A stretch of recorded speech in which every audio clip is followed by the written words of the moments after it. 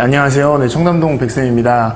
오늘 제가 이 영상을 찍게 된 거는 저희 스텝 친구 수연이의 그 Q&A 영상을 좀 찍으려고 하는데요. 아무래도 현직 꿈나무이고 제 제자이기도 한 수연이의 그 질문을 제가 답해드림으로써 다른 꿈나무들 분들의 그 궁금증을 많이 해결해 드릴 수 있을 것 같아요. 영상은 좀 반말 형태로, 왜냐면 제 제자랑 대화하는 형태로 진행되기 때문에 거북해 하지 마시고 진행하도록 하겠습니다. 자, 질문 주세요.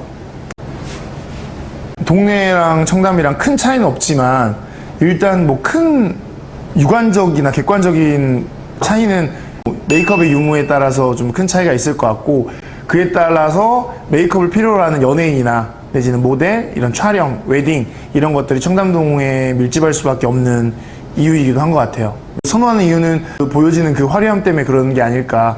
그런 부분들이 조금 어린 꿈나무들한테는 좀 큰 임팩트로 다가오고, 그리고 가격이 일단 좀 비싸잖아요. 그래서 디자이너가 손님한테 집중할 수 있는 그 시간이 좀 더 많이 부여될 것 같아요. 디자이너가 됐을 때 고객 관리, 이건 초급 디자이너분들한테 굉장히 유익한 정보가 될 것 같아요. 일단 세 가지를 딱 생각하면 돼요. 세 가지. 첫 번째, 우유 먹지 말아요. 아니, 농담이고. 첫째, 우유로 만든 거 먹지 말아요.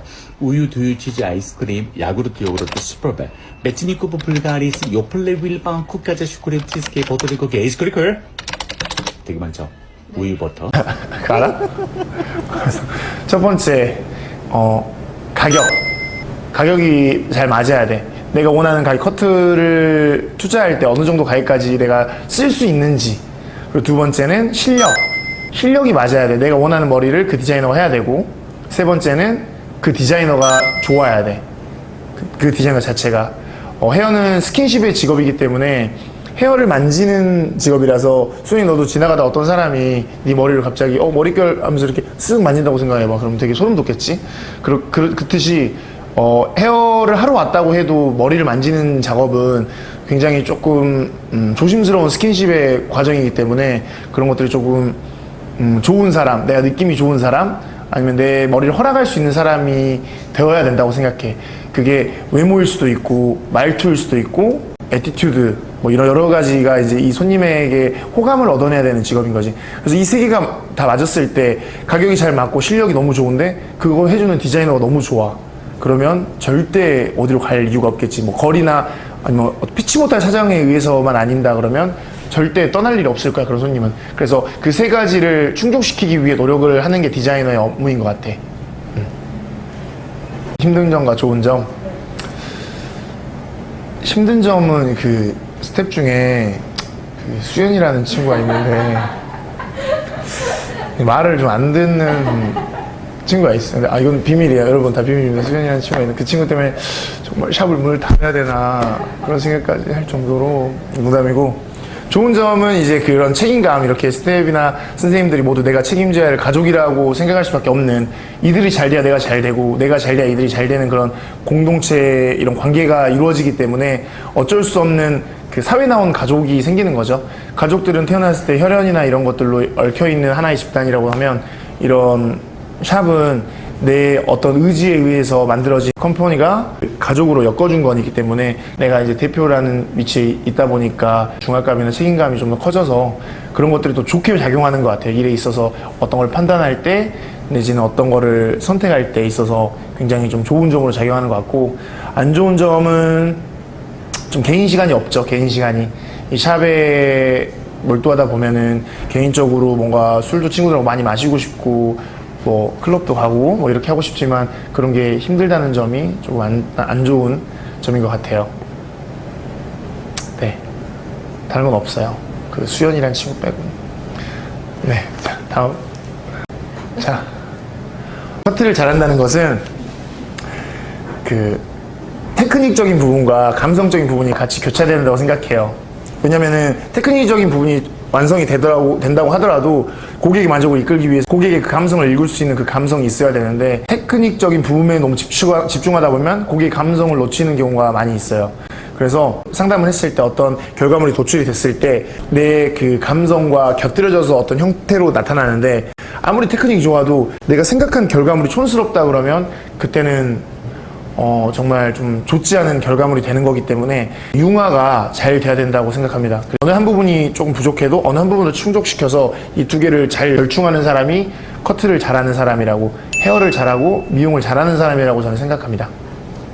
제가 배운 방식은 그랬어요. 저희 스승님이 만든 가위였어요. 만든 가위. 제가 지금 쓰고 있는 가위도 내가 만든 가위였고, 제가 커트를 제대로 배우기 시작할 때도 그 가위를 통해서 배웠고, 근데 이제 제가 손이 엄청 커요. 근데 저는 4.75, 4.5인치 가위를 쓰거든요. 근데 그게 가위가 짧을수록 손의 감각을 전달하기 쉽다고 해요. 길면 길수록 골프를 비유했을 때 골프를 치면 채가 길기 때문에 잘 맞기가 힘들고 방향성도 잘 가기 힘들지만 탁구 같은 경우를 예를 들면 금방 해도 금방 이렇게 원하는 곳에 떨어뜨릴 수 있잖아요, 공을. 그래서 그런 것들을 보면은 손에 가까이 있을수록 감각이 더 전달이 잘 된다고 해요. 그래서 디테일한 작업을 많이 하는지 내지는 퍼포먼스적인 부분도 사실 중요하다고 생각하는데, 저는 사실 그거는 별로 중요하지 않다고 생각하는 부류의 사람 중에 한 명이기 때문에 작은 가위를 써서 좀 더 테크닉적인 부분에 더 좀 집중하고 싶어서 그렇게 하는데, 만약에 어떤 사람은 내 머리를 커트를 할 때 테크닉적인 부분도 너무 만족스럽고 이 선생님이 너무 멋있다, 아까 세 개 말했던 것 중에 세 번째를 충족시켜 줄 수 있는 거다, 그러면 장과위를 쓰면서 뭔가 더 멋있는 테크닉적인 부분까지 같이 겸용하면은 뭐 좋다고 생각해요. 그래서 내가 어떤 디자이너로 보여지고 싶은가, 내지는 내가 어떤 디자이너로 활동하고 싶은가를 생각해서 가위를 선택하는 것도 좀 좋다고 생각하고, 자기가 썼을 때 손의 사이즈나 내지는 자기가 어떤 동작을 할 때 팔목이나 이런 신체에 무리 가지 않는 걸 쓰는 거를 제가 추천을 해요. 왜냐면 헤어 같은 경우에는 같은 자세에, 저도 이렇게 어깨가 한쪽에 내려가 있거든요. 살짝 항상 이렇게 커트를 하기 때문에 같은 자세에, 그리고 불편한 동작들을 많이 하기 때문에 몸이 상해서 일을 못하는 선배분들을 좀 많이 봤어요. 대부분 원장님 어깨가 많이 다쳐있고, 저도 어깨가 많이 다쳤어가지고 재작년에 헬스를 해가지고 어깨를 좀 보완한 케이스이기도 한데, 드라이기를 오랜 장시간 동안 같은 자세로 들고 있다 보면 뭐 회전근개나 이런 데 무리가 가서 몸을 미용을 하고 싶어도 못하게 되는 경우가 많거든요. 그래서 우리 그 스텝 친구 수연이 같은 경우에도 항상 이 손 이런데 샴푸 독이나 이런 거 조심하라고 하는 이유가, 자기 몸은 자기가 지켜야 되기 때문에 디자이너 분들도 가위를 선택할 때는 아까 말했던 멋도 되게 중요하지만 그래도 자기 몸을 더 우선시해서 자기 몸에 무리 가지 않는 가위, 뭐 손동작에 무리 없는 가위, 뭐 기법도 약간 손이나 이런 데 좀 무리가 없는 그런 테크닉을 선택을 했으면 좋겠다고 추천합니다. 네. 됐나요? 그러면은 더 궁금한 점이 있으면 댓글에 궁금한 점을 적어 주시고, 그리고 오늘 수연이의 질문을 토대로 많이 했었는데 뭐 다운이나 승현이나 뭐 친구들의 그 또 궁금점을 토대로 다른 영상을 찍을 수도 있으니까 밑에 적어 주시면 답변해 드리도록 하겠습니다.